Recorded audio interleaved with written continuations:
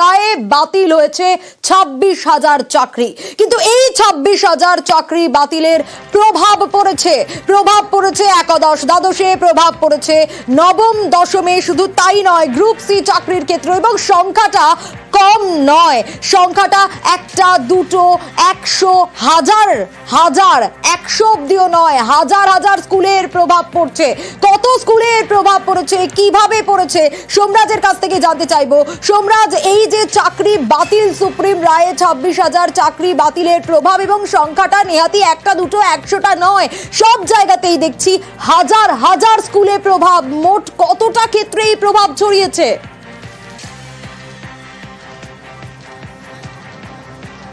দেখো, এখনো পর্যন্ত স্কুল শিক্ষা দপ্তরের যে সমীক্ষা, তাতে অন্তত এটা স্পষ্ট 50%-রও বেশি স্কুলে এর প্রভাব পড়ছে সরাসরি।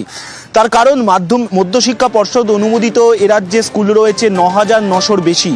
আর সেই জায়গা থেকেই যদি দেখা যায়, তাহলে দেখা যাচ্ছে যে 5,000-এরও বেশি স্কুলে সরাসরি তার প্রভাব পড়ছে। অর্থাৎ সেটা বলাই যায় যে 50%-রও বেশি স্কুলে তার প্রভাব পড়ছে। এবারে তুমি জানো যে সুপ্রিম কোর্ট যে রায় দিয়েছিল, সেখানে একাদশ দ্বাদশ, নবম দশম, গ্রুপ সি ও গ্রুপ ডি, এই 4টি ক্ষেত্রে কতজন করে শিক্ষকের চাকরি বাতিল হয়েছে, যেটা বলা হচ্ছে প্রায় 26,000 শিক্ষক ও শিক্ষাকর্মীর চাকরি বাতিল, তা নির্দিষ্ট করে উল্লেখ করেই দিয়েছে। আর এই যে 4টি ক্ষেত্রে শিক্ষক ও শিক্ষাকর্মীর চাকরি বাতিল, তার প্রভাব কি পড়লো, একটা সমীক্ষাতে যেটা দেখা যাচ্ছে এখনো পর্যন্ত স্কুল শিক্ষা দপ্তর সূত্রে যেটা খবর পাওয়া যাচ্ছে, সেখানে দেখা যাচ্ছে একাদশ ও দ্বাদশ স্তরে প্রায় 3,125টি স্কুলে তার প্রভাব পড়ছে। অর্থাৎ 3,125টি স্কুলে একাদশ ও দ্বাদশ স্তরের শিক্ষকদের চাকরি বাতিল হয়েছে। এক্ষেত্রে কোনো স্কুলে একজনের, কোনো স্কুলে দুজনের এই একাদশ দ্বাদশ স্তরে শিক্ষকদের চাকরি বাতিল হয়েছে। নবম দশম স্তরে দেখা যাচ্ছে 5,426টি স্কুলে শিক্ষকদের চাকরি বাতিল হয়েছে। এই যে 5,426টি স্কুলে শিক্ষকদের চাকরি বাতিল হয়েছে, সেখানে নবম দশম স্তরে কোনোটাতে একজন শিক্ষকের চাকরি, কোনো স্কুলে দুজন শিক্ষকের চাকরি বাতিল হয়েছে। গ্রুপ সির ক্ষেত্রে দেখা যাচ্ছে 2,215টি স্কুলে এই গ্রুপ সির চাকরি বাতিলের একটা প্রভাব পড়েছে। আর গ্রুপ ডির ক্ষেত্রে দেখা যাচ্ছে 3,885টি স্কুলে এই গ্রুপ ডির চাকরি বাতিলের প্রভাব পড়েছে।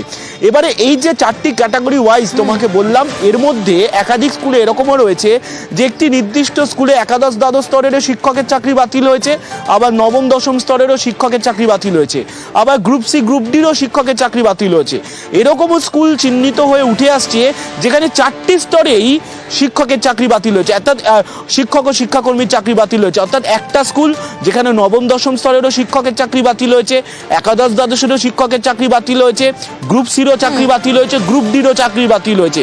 এবারে যেটা স্কুল শিক্ষা দপ্তর যেটা পরিসংখ্যান করার চেষ্টা করছে, যে এই যে প্রত্যেকটি স্কুলে গ্রুপ সি গ্রুপ ডি একাদশ দ্বাদশ নবম দশম প্রত্যেকটি ক্ষেত্রে কতজন করে শিক্ষকের চাকরি গেল বা কি অবস্থা, এটা সামগ্রিকভাবে একটা সমীক্ষা উঠে এসছে।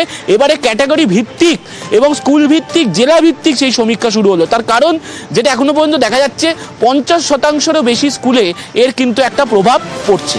একেবারেই সোমরাজ, 50% স্কুলে প্রায় এর প্রভাব ইতিমধ্যেই পড়ছে। বেশ,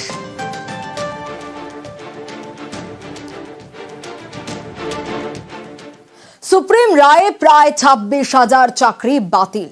মমতা বন্দ্যোপাধ্যায়ের নিশানায় বাম বিজেপি। চাকরি বাতিল ইস্যুকে অস্ত্র করতে মরিয়া বিজেপি। জাতীয় স্তরে ইস্যু করতে দিল্লিতে সাংবাদিক বৈঠকে সম্বিত পাত্র।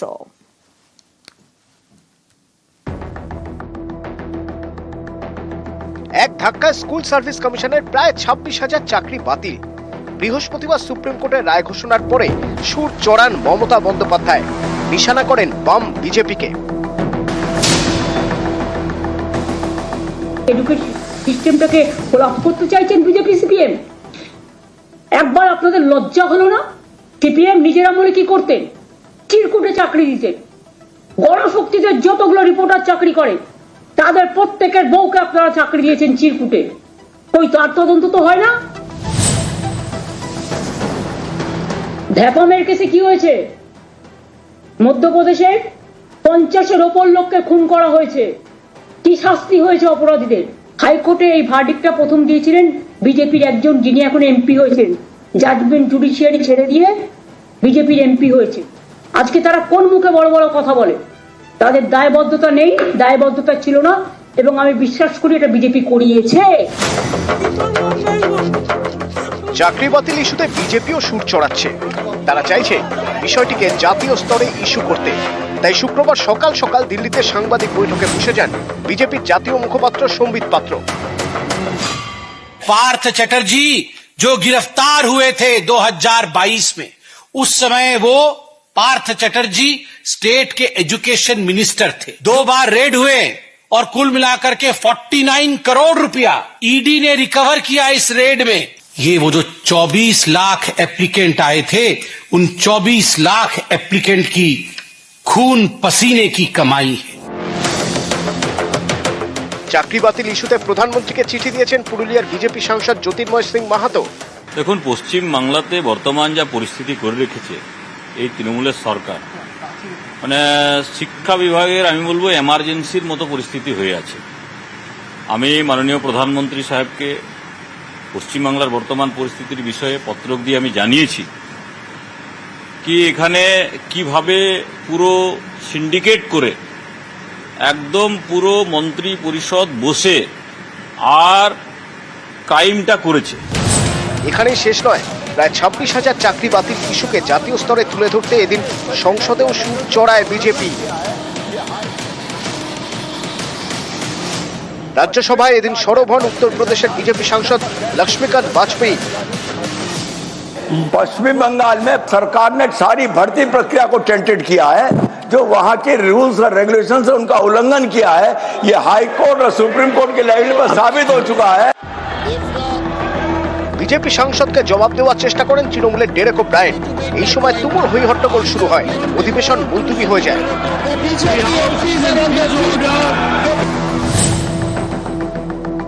গোটা নিয়োগ প্রক্রিয়াকে যেভাবে কলুষিত করা হয়েছে, এটা রিপেয়ার করার মতন কোনো সুযোগ নেই।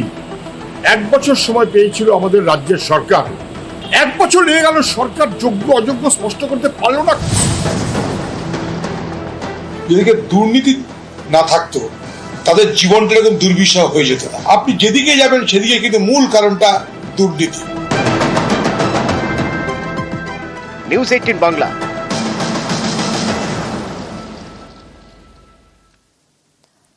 আর সুপ্রিম নির্দেশে এই যে এক ধাক্কায় 26,000 চাকরি বাতিল, চাকরি হারাদের নানা পরামর্শ দিলেন শুভেন্দু অধিকারী। তবে অন্যরকম পরামর্শ সুকান্ত মজুমদারের, পাল্টা কটাক্ষ তৃণমূলের।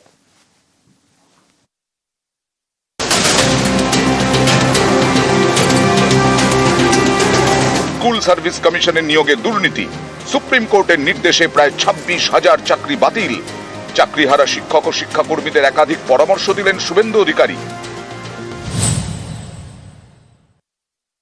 অনেক এক্সপার্ট লয়ার বিশেষজ্ঞদের সঙ্গে কথা বলেছি। আমার মনে হয়েছে যাদের ওএমআর ঠিক আছে তারা যদি ন্যাচারাল জাস্টিস চেয়ে ইন্ডিভিজুয়ালি সুপ্রিম কোর্টে আবেদন করেন, নিশ্চয়ই মহামান্য উচ্চতর আদালত মানবিক এবং সহানুভূতির দিক থেকে যোগ্যদের ক্ষেত্রে কোনো সময়সীমা নেই, তাদের চিন্তার এই মুহূর্তে কোনো কারণ নেই। ইন্ডিভিজুয়াল রিট করার অ্যাম্পেল স্কোপ রয়েছে, আপনারা এতটুকু মাথা নত করবেন না। এতজনের চাকরি গেছে যার মধ্যে অধিকাংশ তারা নির্দোষ, তাদের অভিশাপ এবং তাদের অভিযোগ এখন শুভেন্দু অধিকারী এবং সিপিএম এর লোকজনদের উপরে। বিজেপি এবং সিপিএম এর যৌথ উদ্যোগে এই ঘটনা তো হয়েছে। আপনাদের জ্ঞান দিতে হবে না, মানুষ জানে কিভাবে এগোতে হবে, কি করতে হবে। এবং সোমবার দিনের জন্য প্রস্তুত থাকুন। সেদিন নেতাজি ইন্ডোর স্টেডিয়ামে সমস্ত এই চাকরি হারা তাদের নিয়ে মমতা বন্দ্যোপাধ্যায় বৈঠক করবেন, সেটার দিকে তাকিয়ে থাকুন। और ये इशू मेरे हार्ट के बहुत करीब है, क्योंकि मैंने अपनी जिंदगी का पहला नौकरी इसी एग्जाम देके मुझे मिला था, स्कूल सर्विस कमीशन। मेरे धर्मपत्नी जी अभी भी इसी एग्जाम देकर स्कूल में नौकरी करती है, पढ़ाती है। बंगाल में हमेशा शिक्षकों की एक मर्यादा थी। मेरा एक सजेशन सरकार से है कि आप ये जो के व्यक्ति है जब एसएससी में बैठेंगे, इन्होंने इतने साल पढ़ाया, 16 से 25 साल तक पढ़ाया, हर साल के लिए एसएससी के रूल में परिवर्तन करिए, हर साल के लिए उनको मार्क्स देनी चाहिए क्योंकि एक्सपीरियंस का मार्क्स हर रिक्रूटमेंट में होता है। मेरा सजेशन एज ए टीचर, मैं ये देना चाहता हूं सरकार को कि आप नियम में परिवर्तन करिए। इन सारे टीचरों को जो योग्य थे, जो टेंटेड है, जिन्होंने पैसा देके नौकरी मिला, उनके लिए नहीं, जो एग्जाम में बैठेंगे योग्य टीचर है, उनको रिलीफ मार्क देने की व्यवस्था की जाए। নতুন করে যে পরীক্ষা দেওয়ার যে এই বিষয়, এটা কেন নতুন করে পরীক্ষা দেওয়া বা কাউকে একটু নম্বর বাড়িয়ে দেওয়া, যে বিষয়টা বলছেন যে তাকে 5 নম্বর বা 10 নম্বর একটু এক্সট্রা দিয়ে একটা সিস্টেম করে অর্ডার করে নোটিফিকেশন করে যে 2016 সালের যদি ক্যান্ডিডেট হয় তাকে 5 নম্বর এক্সট্রা দেওয়া হবে, তখনই আবার আইনি জটিলতা হবে।